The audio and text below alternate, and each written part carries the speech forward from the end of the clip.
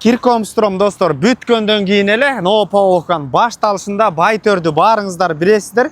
600 метр аралыкта Азия, ошондой эле бала бакча, мектептен көйгөйү жок, 120 квадрат метр болгон жаңы кызыл кирпичтен салынган чекчейген үй сатууга чыкты. Ключевая көчөсүнөн оң тарапты көздөй бурула турган болсоңуздар, 600 метр аралыкта жайгашкан. Баасы 140 000 доллар деп атат. Дагы сүйлөшүү жолдору каралат. Центральный канализация көчөлөр кенен, газ келген.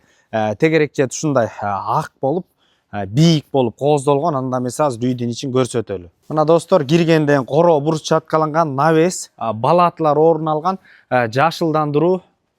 Мына достор, жаркыраган кызыл кирпичтен салынган, сырты утепление болуп, жидкий траверти менен таратылган 120 квадрат метр болгон үй сатууга чыкты. Мына алды болсо ушундай кафелденген.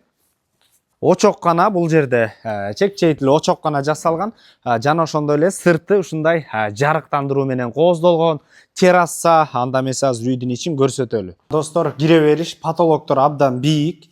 Оң тарапка өтө турган болсок, үй жылуу экен, газовый отопление кошулган.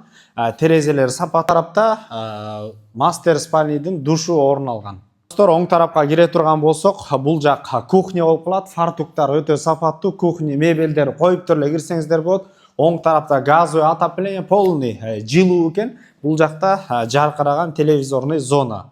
Бул жактан террасаны көздөй чыгып кетсек болот. Достор, оң тарапка кире турган болсок, общий санузел орун алган бул жагында.